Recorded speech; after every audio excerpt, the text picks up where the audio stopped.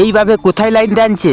বালতির ভেতর আবার কি করছে? বোতল কাটাটুকু দিয়ে কি করছে? এর মধ্যে আকাশ সূর্য চলে গেল।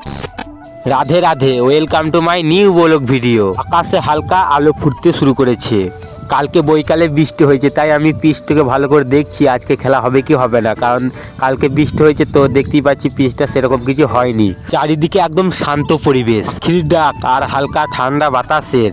আজকের সকালটা যেন একদম আলাদা লাগছে, কারণ আজ আমাদের মাঠে শুরু হতে যাচ্ছে Chandpur Sarbamangala premier league season 2 2026। আজকের হচ্ছে 6 নম্বর ম্যাচ, মা ধনিকসা সুপার কিং ভার্সেস খেলা হবে একাদশ। আমাদের হাতে আছে চুনের বালতি।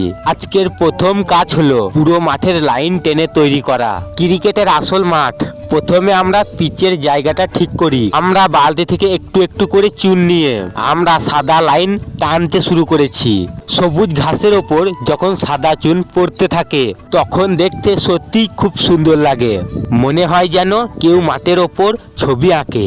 কাজের মধ্যেও মজা চলছে। ধীরে ধীরে পিচের লাইনগুলো শেষ হচ্ছে।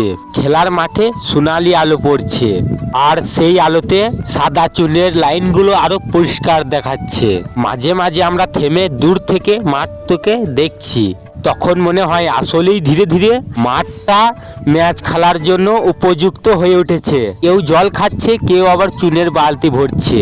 কাজের মধ্যে একটা আলাদা আনন্দ আছে, কারণ আমরা জানি আর কয়েক ঘন্টার পরে এই মাঠে খেলতে নামবে ধনিকসা সুপার কিং এর খেলোয়াড় এবং খেলা হবে একাদশের খেলোয়াড়।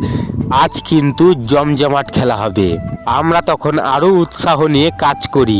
এরপরে আমরা উইকেটের সামনে পেছনে লাইন ঠিক করি। যে মাঠটা কিছুক্ষণ আগে সাধারণত খালি মাঠ ছিল, এখন সেটা যেন আসল ক্রিকেট স্টেডিয়ামের মতো দেখাচ্ছে। সবুজ ঘাসের উপর সাদা লাইন, মাঝখানে পিচ, চারপাশে খেলার অপেক্ষা। সব শেষে আবারও বলছি রাধে রাধে।